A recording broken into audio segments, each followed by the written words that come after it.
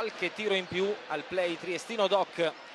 Anche a Verona qualche situazione importante, mentre AJ Packer si avvicina con pazienza e con qualità. Scarica per Gaines che prova a costruirsi lo spazio per la tripla, la sbaglia, buon tap out di Lever. Davis rialimenta per Bartley che ha un po' di spazio in punta e va a bersaglio con un'altra tripla. In questi primi 12 minuti di gioco Rozier, Corey Davis ha un po' di spazio per la tripla, Corey Davis, bomba importante per Trieste.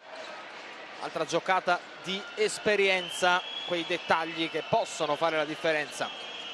Chris Pinkins contro Packer, vuole attaccarlo, Packer va al bar proseguendo la corsa. Prova ad alzare un po' le sue percentuali, vuole disorientare Packer, se ne va con un paio di crossover. Giocata da vero professore David Logan. Si ricomincia a giocare ed è proprio Rozier a prendersi cura di Imbro.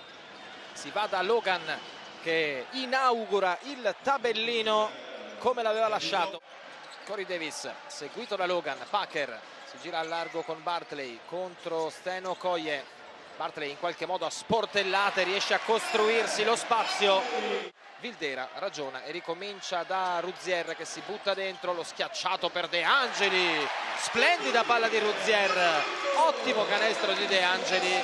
Giocata non male, malissimo la Trieste che in qualche modo non si sa neanche come riesce a mantenere il possesso e Lever premia Rozier che aspettava.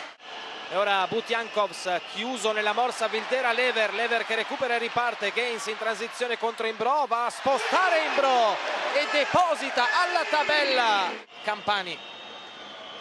Julian Stone, esce Logan che va a segnare un grandissimo canestro bello e importante.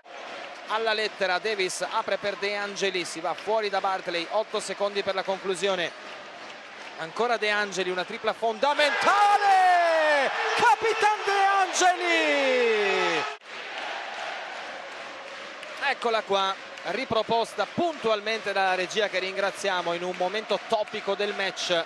Pallone anche bassino quello recapitato da Frank Bartley, viene capitalizzato però a dovere, che ha litigato tutta la sera alle 6:75, non si prende la tripla, va dentro, scarica con sapienza per Pinkins che invece è più in serata e mette una tripla fondamentale per tenere in vita le speranze di vittoria della Givova. 6 secondi, 5, Logan deve provarci da 3, Nova fino in fondo, sotto mano rovesciato, errore, Okoye sbaglia il tap-in, finisce, non palla in mano De Angeli perché sfoga tutta la sua gioia, tutta la sua rabbia.